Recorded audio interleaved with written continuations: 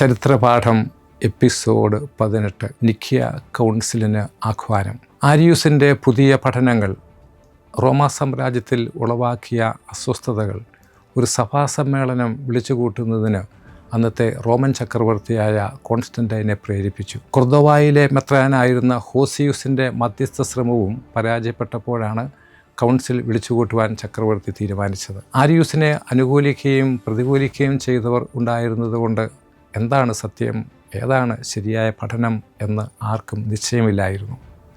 അതിനാലാണ് ഒരു പൊതുസമ്മേളനത്തിൽ ഇക്കാര്യം ചർച്ച ചെയ്ത് കൃത്യമായ തീരുമാനത്തിലെത്താൻ ചക്രവർത്തി ശ്രമിച്ചത്. ആരിയൂസിൻ്റെ പഠനങ്ങൾ സൃഷ്ടിച്ച പ്രശ്നങ്ങൾ കൂടാതെ ഈസ്റ്റർ ദിവസത്തെ സംബന്ധിച്ച വാഗ്വാദങ്ങളും ഈ കൗൺസിലിന് കളമൊരുക്കി.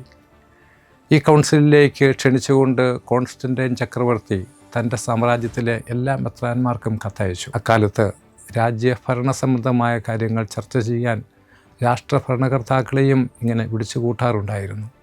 ആ രീതി തന്നെയാണ് ഈ അവസരത്തിലും രാജാവ് അവലംബിച്ചത്. ബിഥീനിയയിലെ നിഖ്യ എന്ന സ്ഥലത്താണ് കൗൺസിൽ വിളിച്ചുകൂട്ടാൻ രാജാവ് തീരുമാനിച്ചത്. ബിഥീനിയ അഥവാ അനത്തോലിയ അന്നത്തെ ഏഷ്യ മൈനറിലെ ഇപ്പോഴത്തെ തുർക്കി ഒരു പ്രദേശമായിരുന്നു. അവിടുത്തെ ഒരു പ്രധാന ക്രൈസ്തവ പട്ടണം ആയിരുന്നു നിഖ്യ. നിഖ്യ ഉൾപ്പെടുന്ന ഏഷ്യ മൈനറിലാണ് ആദ്യത്തെ 8 സാർവത്രിക സുനദോസുകളും നടന്നത് എന്നത് ആ രാജ്യത്തിൻ്റെ ആദ്യ നൂറ്റാണ്ടിലെ പ്രാധാന്യമാണ് എടുത്തു കാട്ടുന്നത്. 325 മെയ് 20 മുതൽ ജൂലൈ 25 വരെയായിരുന്നു സമ്മേളനം. 2 മാസങ്ങൾ നീണ്ട ഈ സമ്മേളനം ചക്രവർത്തിയുടെ വേനൽക്കാല വസതിയിലെ ഒരു ഹാളിൽ ആയിരുന്നു. സമ്മേളനത്തിലെ അംഗങ്ങളെ അഭിസംബോധന ചെയ്ത് ചക്രവർത്തി ലത്തീനിൽ സംസാരിച്ചു. രാജ്യത്ത് സമാധാനം സ്ഥാപിക്കേണ്ടതിൻ്റെ ആവശ്യകത അദ്ദേഹം എടുത്തുകാട്ടി. ചില ദിവസങ്ങളിലെ സമ്മേളനങ്ങളിൽ രാജാവ് തന്നെ പങ്കെടുത്തെങ്കിലും ചർച്ചയിലും തീരുമാനമെടുക്കുന്നതിലും അദ്ദേഹം ഇടപെട്ടില്ല. കൗൺസിൽ അംഗങ്ങൾക്ക് സ്വതന്ത്രമായി ചർച്ച ചെയ്യാൻ അവസരം കൊടുത്തു. കൊട്ടാരത്തിലെ സമ്മേളന ഹാളിൽ എല്ലാവരും ഇരുന്നു കഴിഞ്ഞപ്പോൾ കേസറിയയിലെ യൂസേബിയൂസ് പംഫീലി എഴുന്നേറ്റ് ചക്രവർത്തിയെ സ്വാഗതം ചെയ്തുകൊണ്ട് അദ്ദേഹത്തെ പ്രതി ദൈവത്തിന് നന്ദി പറഞ്ഞ് ഒരു പ്രസംഗം നടത്തി. അദ്ദേഹം സംസാരിച്ചു കഴിഞ്ഞപ്പോൾ എല്ലാവരും ശ്വാസമടക്കിയിരിക്കവേ ചക്രവർത്തി താഴെ വരും വിധം പ്രസംഗിച്ചു. സ്നേഹിതരെ, എല്ലാറ്റിനെ പ്രതിയും എന്നാൽ പ്രത്യേകമായി ഇവിടെ സമ്മേളിച്ച നിങ്ങളെ കാണുന്നതിന് അനുവദിച്ചതിനെ പ്രതി ഞാൻ ദൈവത്തിന് നന്ദി പറയുന്നു. കാരണം ക്രിസ്തുവിൻ്റെ പുരോഹിതന്മാരെ ഒന്നിച്ച് ഒരിടത്ത് വിളിച്ചുകൂട്ടാൻ ഞാൻ വളരെ തീവ്രമായി ആഗ്രഹിച്ചു.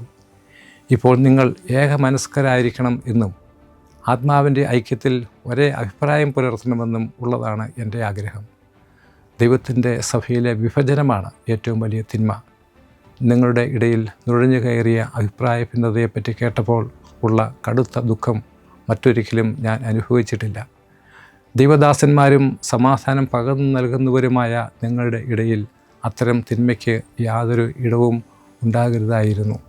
അതിനാലാണ് വിശുദ്ധ സിനഡിലേക്ക് ഞാൻ നിങ്ങളെ വിളിച്ചുകൂട്ടിയത്. വിഭജനഹേതു എന്താണെന്ന് പരിശോധിച്ച് ഈ തർക്കം ഇതോടെ അവസാനിപ്പിക്കുക.